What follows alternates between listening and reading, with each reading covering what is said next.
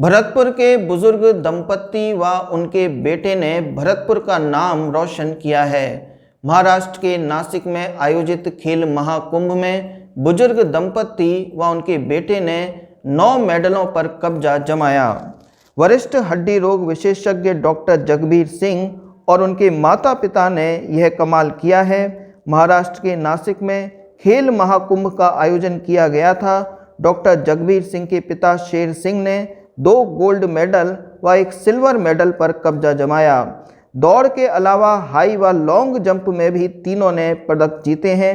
Doctor Jagbir Singh की माता विद्या देवी ने भी जोरदार कमाल किया। डिस्कस थ्रो और जेवलिन थ्रो में उन्होंने 1 गोल्ड व 2 सिल्वर मेडल जीते। इसके अलावा डॉक्टर जगबीर सिंह ने साइकिलिंग में 3 मेडल पर कब्जा जमाया। नारद न्यूज़ ने बुजुर्ग दंपत्ति व डॉक्टर बेटे से विशेष वार्ता की। बुजुर्ग दंपत्ति ने युवाओं को सफलता के मंत्र दिए और उन्होंने कहा कि शरीर को फुर्तीला बनाने के लिए योग का सहारा लें। उन्होंने कहा कि चाहे छोटी हो चाहे बड़ी हो, सफलता पाने के लिए आलस को त्यागना पड़ता है। हड्डी रोग विशेषज्ञ डॉक्टर जगबीर सिंह ने कहा कि अगर कोई भी व्यक्ति सुबह 4 बजे उठकर अपनी दिनचर्या बनाए तो उसे कोई भी सफलता मिल सकती है। बुजुर्ग दंपत्ति और डॉक्टर की सफलता पर खेल प्रेमियों ने जोरदार खुशी व्यक्त की है। एक तो हमने दौड़ में 100 मीटर की में और एक हाई जंप में, एक लॉन्ग जंप में और 2-3 खेलों में और रहना था, परंतु वो हमारी ट्रेन थी, हम नहीं कर सके। उनमें भी हमें निश्चित रूप से गोल्ड मिलता, परंतु वो ट्रेन की वजह से हम उन ट्रेनों को छोड़ के आ गए।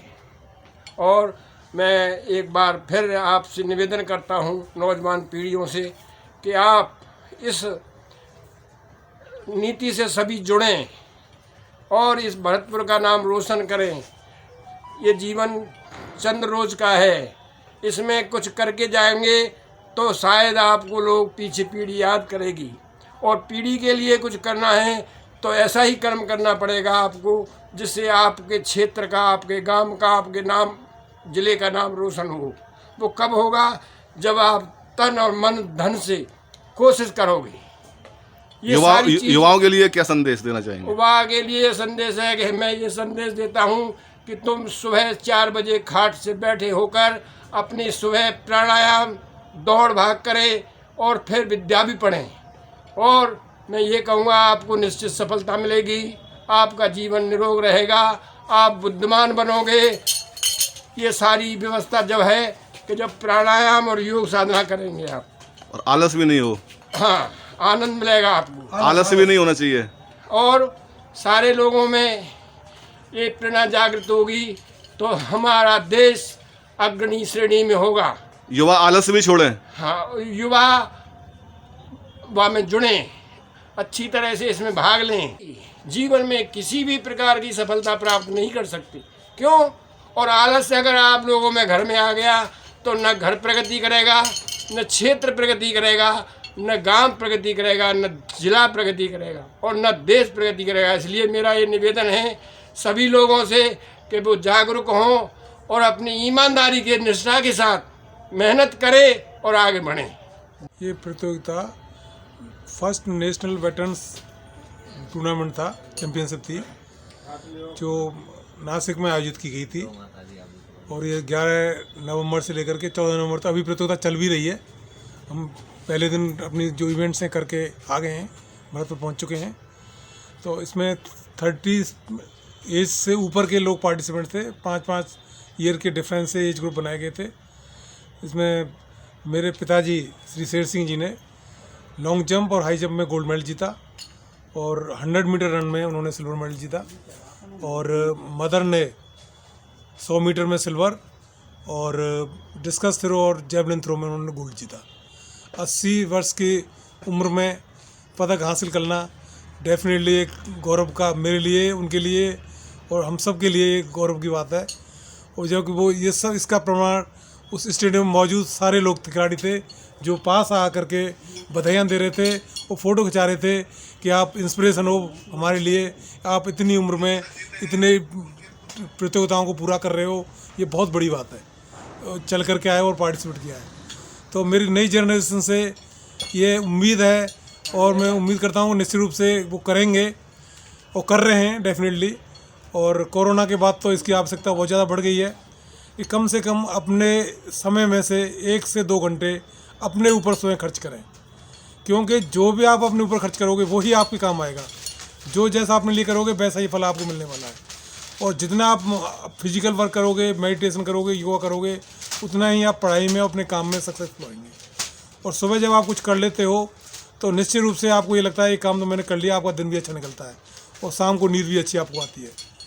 तो एक अमेरिका के पूर्व राष्ट्रपति ने कहा था, जो मुझे बार बार ध्यान आता है, कि इंसान को सुबह जग करके अपना बिस्तर बनाना चाहिए। जो 4 बजे जग करके सुबह अपना बिस्तर बना सकता है वो इंसान अमेरिका का राष्ट्रपति बन सकता है। वो जो चाहे वो काम कर सकता है, और इस बात में 100% सच्चाई है। आप कुछ डिक्लेरेशन कीजिए, अपने आप से कमिटमेंट कीजिए कि मैं ये काम करूँगा कल से, और उसके जो आपके नियर डियर्स हैं, दोस्त हैं, रिश्तेदार हैं, जो आपके करीबी लोग हैं जिनमें आप सबसे अच्छा महसूस करते हैं, उनमें इसको डिक्लेयर कर दीजिए। जैसे मैंने प्रण लिया था कि मैं अपने पेरेंट्स को एक नेशनल चैम्पियनशिप में खिलवाऊँगा, और मैंने ये अपने बैच के डॉक्टर्स के ग्रुप में शेयर किया था कि मैं ये करने वाला हूँ फादर्स डे पर, और वो आज मैंने पूरा कर लिया, तो मुझे बड़ी खुशी मिल रही है।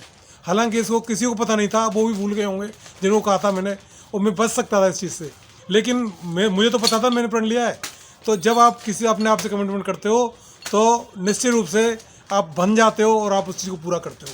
तो पहले तो अपने आप से अपने पे भरोसा कीजिए, ट्रस्ट कीजिए। और कोई भी इंसान, हर इंसान के अंदर असीमित क्षमता होती हैं, अनलिमिटेड पावर होती हैं। जो जब चाहे वो कुछ भी टारगेट अचीव कर सकता है, उसको अपने ऊपर भरोसा करना चाहिए। हर इंसान अपने आप में भगवान है, बस सिर्फ यह है कि हम इंसान के रूप में भेष बदल के बेवकूफ़ बना रहे हैं, बेवकूफ़ हो रहे हैं। अदरवाइज हम सब भगवान हैं। हर एक के अंदर असीमित क्षमता है आगे बढ़ने की, आगे जाने की।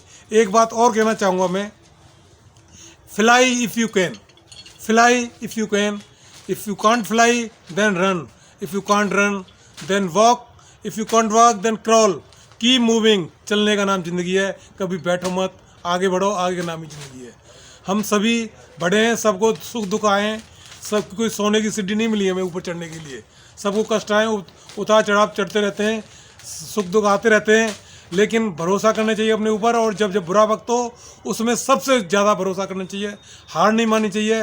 हार यदि मान लेते हो आप, हार जब तक नहीं है जब तक आप मान नहीं लो। क्योंकि आपने देखी होगी जब बॉक्सिंग चल रही होती है तो जब खिलाड़ी गिर जाता है तो उसको हारा हुआ नहीं मानते, जब तक वो खड़ा होने के लिए मना कर देता है तब उसको हारा हुआ माना जाता है। तो जब तक आप गिर जाओ कोई बात नहीं है, लेकिन खड़े होने की हिम्मत करो, और जो खड़ा हो गया वो जीतेगा निश्चित रूप से।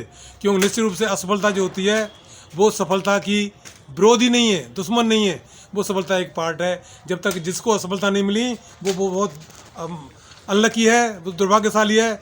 जिसको असफलता मिल गई वो निश्चित रूप से जीत जाएगा। ठीक।